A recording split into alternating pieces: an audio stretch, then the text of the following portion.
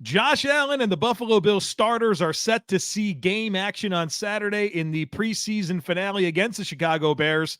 Let's get ready for it today on Locked On Bills.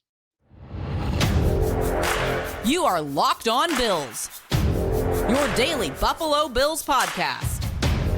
Part of the Locked On Podcast Network, your team every day.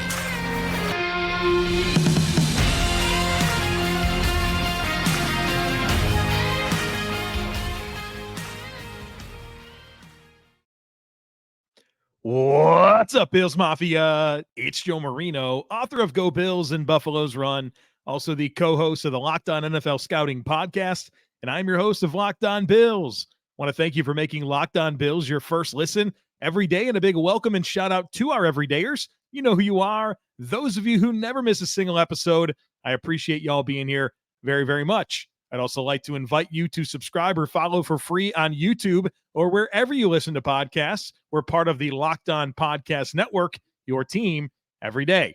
Today's episode is brought to you by Underdog Fantasy. Visit UnderdogFantasy.com or find them in the App Store and sign up with promo code LOCKEDON to get your first deposit doubled up to $100.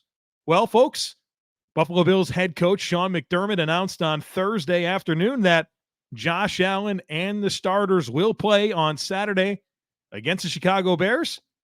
And so we've got some stuff to talk about here. Now, first of all, I know that some people are disappointed to hear that Josh Allen and the starters are going to play in the preseason finale.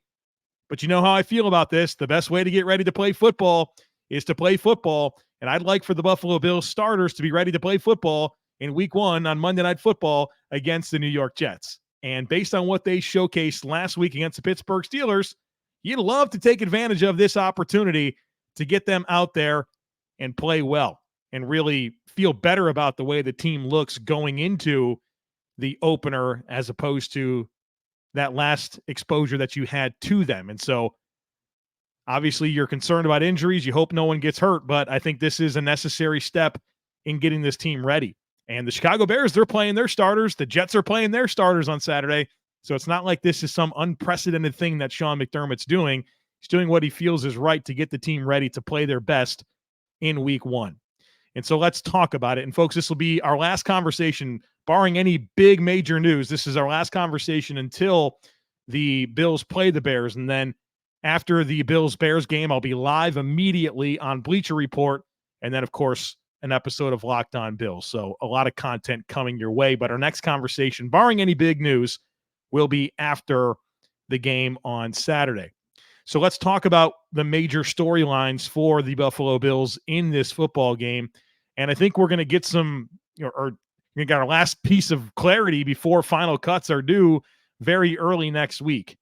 And so with that in mind, I'm going to be paying a lot of attention to those last few roster spots and, who can really move the needle with a strong performance. And so we'll focus a lot of our conversation around that today. But at quarterback, obviously I'm looking for Josh Allen to go out there and play well.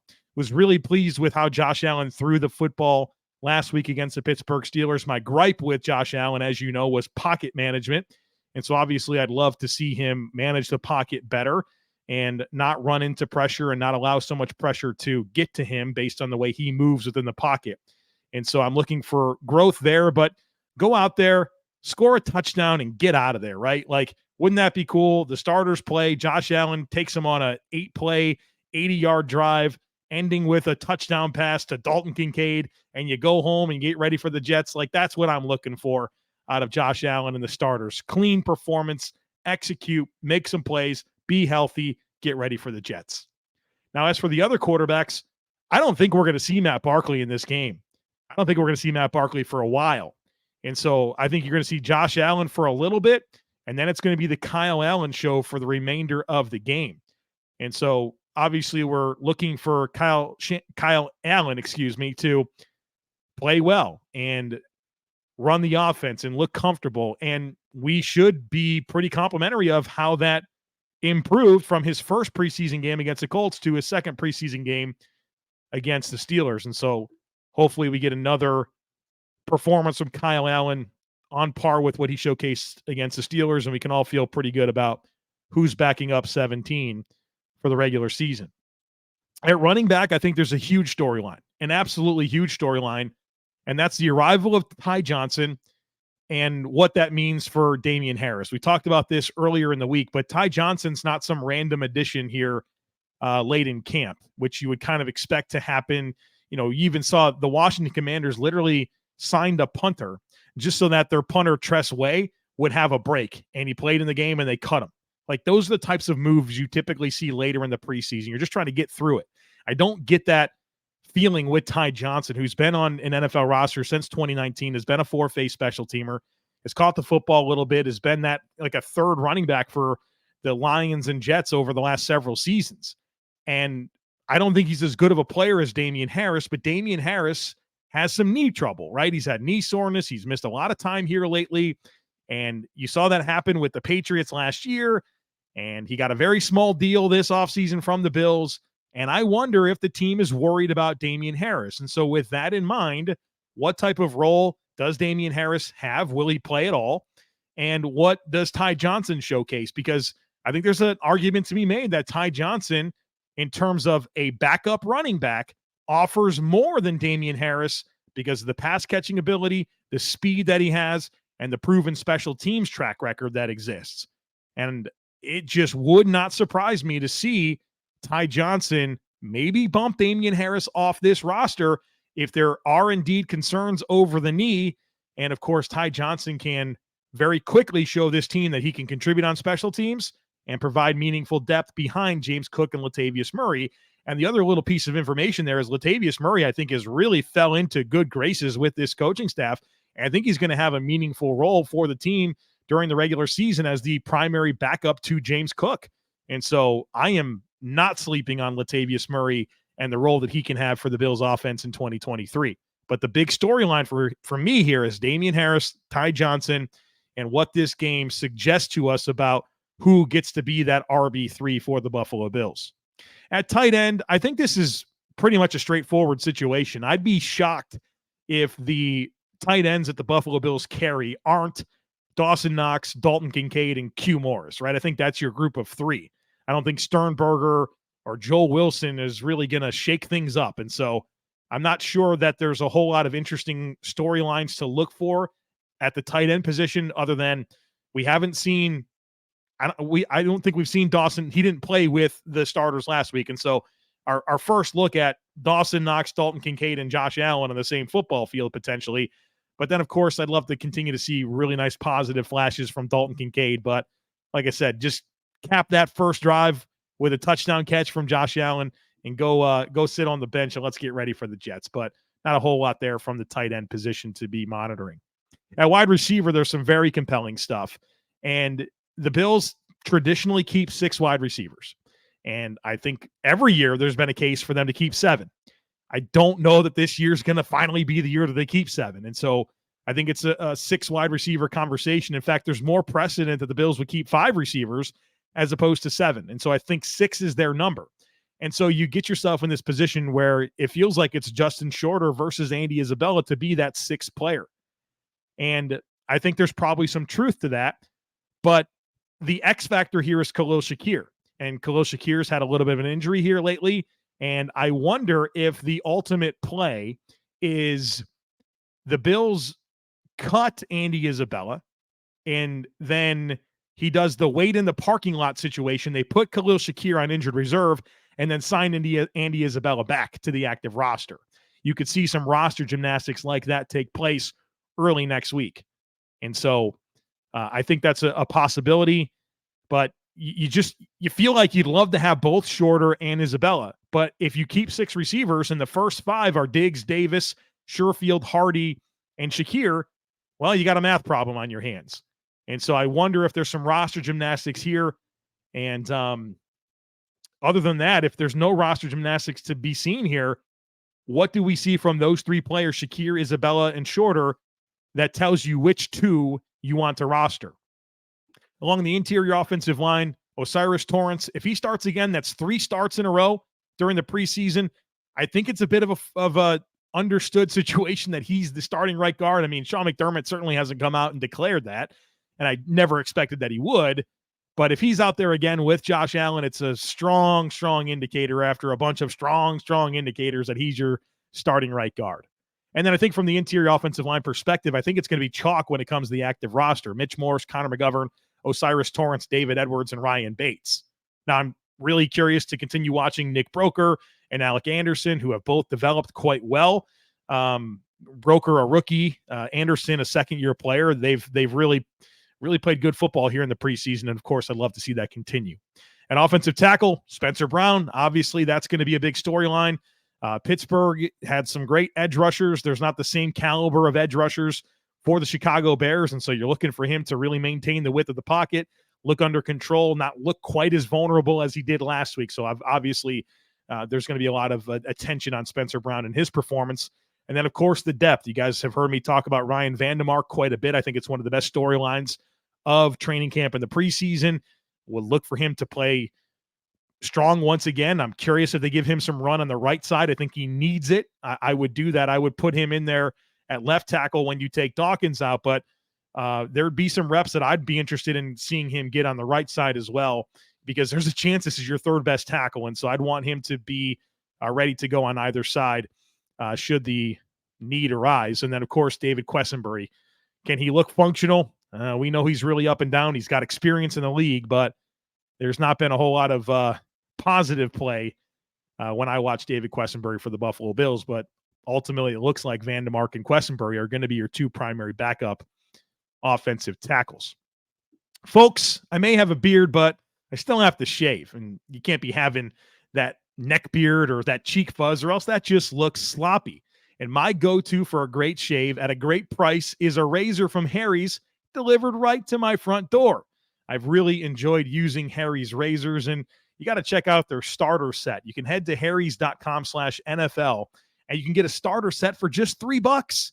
It includes a 5-blade German-engineered razor, a weighted handle, foam shaving dowel, and a travel cover. And Harry's makes skincare products as well that will give you the best shave you've ever had. They have creams, washes, and lotions that will keep your skin healthy and hydrated, and the razors are sharp. The 8th shave with a razor is just as sharp as the first. Folks, there's no reason not to try Harry's. They have the highest customer satisfaction in the shaving industry, and they're offering a no-risk trial. So get the best shave ever this summer with Harry's razors and skincare products. You can get a $13 starter set for just $3 at harrys.com/NFL. That's harrys.com/NFL for a $3 starter set.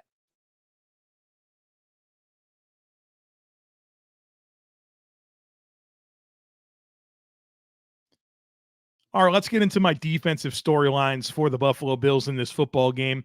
We'll start with the edge rushers, and I'm curious here. Do the Bills keep 4? Do they keep 5? Rousseau's making it. Leonard Floyd's making it. A.J. Epenesa's making it.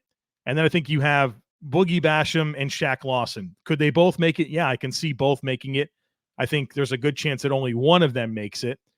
And then you have Kingsley Jonathan and Cameron Klein, who have had really good preseasons, especially last week. And so I think you're going to see a lot of Basham, Lawson, Jonathan, and Klein in this game. And hopefully you can have some clarity about who you want to keep here, especially between Basham and Lawson or both. And then from there, you probably want a couple of those guys back on the practice squad. This game will help give you that final clarity as to who that's going to be. On the interior defensive line, I think this is a pretty straightforward conversation in terms of who's going to make this roster, but I would like to see Jordan Phillips, right? It seems like he's practiced for about 2 weeks now. It would be nice to see him get some game action on Saturday and see where he's at, right? I mean, you heard Eric Washington speak very glowingly of him this past week, called him a dominant player when healthy. All right, let's see him out there healthy and make sure he's ready to go and, command the role that makes sense for him in this defensive tackle rotation. And there's some bodies there, right, between Oliver and Daquan Jones and Buda Ford and Tim Settle and Jordan Phillips. And you want to get a good feel for where he's at so you know what type of workload it makes sense for him to command come the regular season.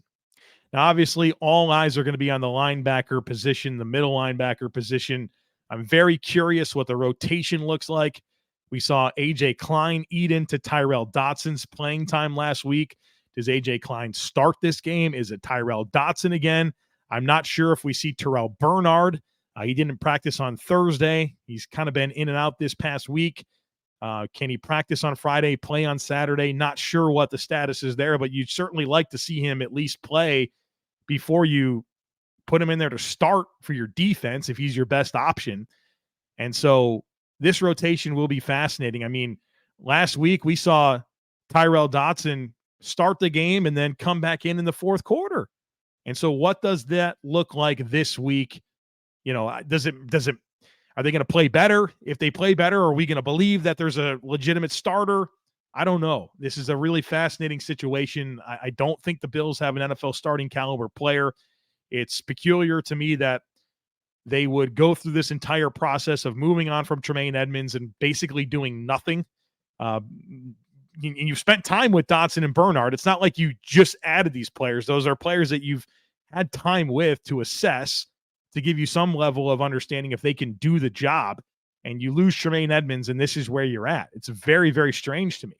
Would the Bills be comfortable with potentially this big of a hole in their starting lineup? Do they potentially look at the middle linebacker position as a decreased value and all the conflict that's put on middle linebackers, and you just try to get by and you want to allocate your resources to your roster in other places? I'm not sure here, but the plan is very, very strange to me. I'm hoping that we come out of Saturday feeling better about the linebackers. I'm not sure that this exposure is really going to move the needle strongly, even if they play well, just based on the way I perceive these players, the way these players have looked during camp, and the way these players have looked through at least 2 preseason games to this point. I also have written down here at linebacker, Dorian Williams, rookie, 3rd-round pick. I think he's had a really strong preseason. And, I look at this linebacker position in total, and Matt Milano is just a very valuable member of this team, and you just don't want to imagine a scenario where Matt Milano gets injured, but it's a possibility. And because it's a possibility, seeing Dorian Williams play and continue to play well will give me more comfort in the event that Matt Milano misses any time, because it looks like right now that your first man in is going to be Dorian Williams. At cornerback, obviously plenty to talk about here. Or is there? Is Dane Jackson the guy? Every indicator to me is that he's the guy. And then from there, is it Christian Benford? Is it Kaiir Elam? Does it matter? Is Dane Jackson going to play all the snaps? Are they going to platoon? Who knows? But right now, the one that's playing the best is Dane Jackson.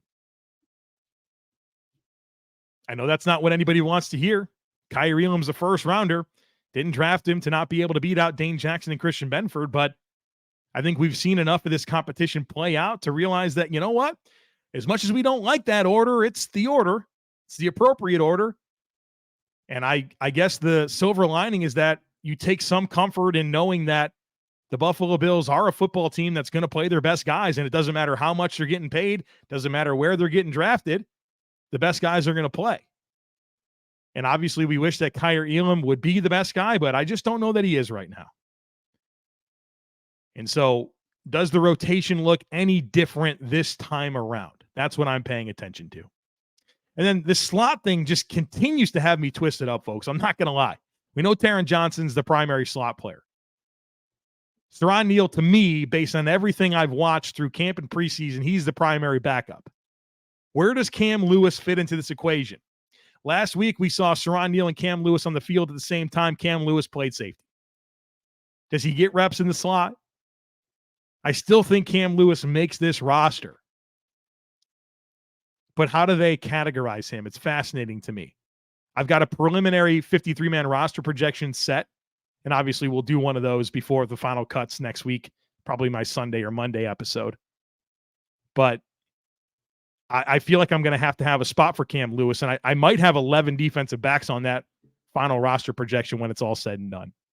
And then at safety, I think it's certainly trending towards the 4 safeties that they roster being Jordan Poyer, Micah Hyde, Taylor Rapp, and Damar Hamlin. I don't think Dean Marlowe is going to make it.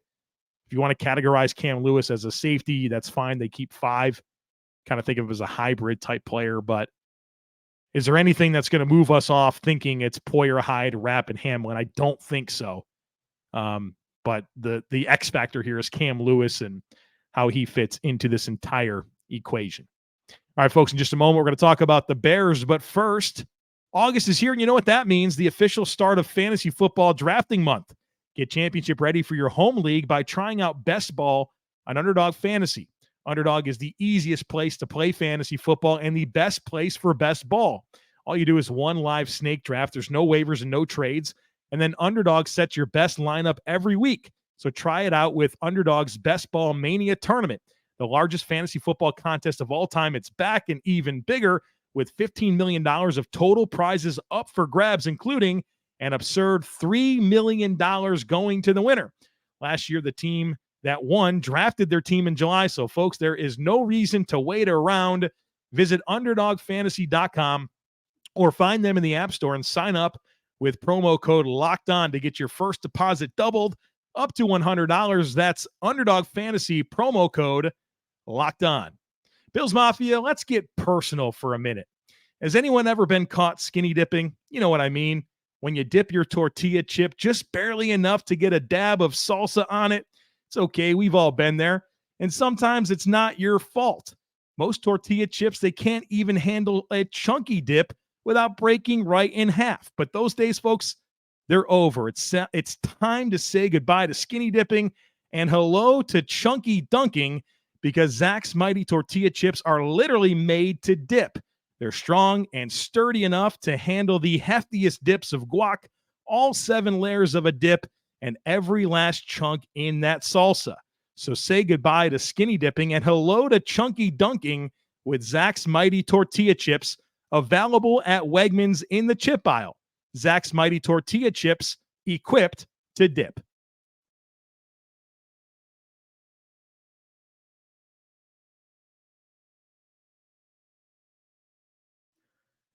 Well, folks, the Buffalo Bills are facing the Chicago Bears on Saturday. They're going to play their starters. And so let's talk about some of those Bears storylines. Also, quick reminder, going live on Bleacher Report right after the conclusion of the game. And I'm going to be doing some live texting, my thoughts on the game through the SUBTEXT community. So if you want to join the SUBTEXT community, check it out. There's a link in today's show notes to join. All right, so some things that are interesting with the Chicago Bears. Their quarterbacks are interesting to me. Obviously, Justin Fields, their starter, year 3, big season for him. He's going to start and play in the game, but they have very intriguing backups as well. PJ Walker, who had some good moments with the Carolina Panthers. He's the QB2. Tyson Bagent, young player, rookie this past year out of Shepherd, was a Senior Bowl guy. I'm interested to see what he looks like. I think he's had some good moments in the preseason.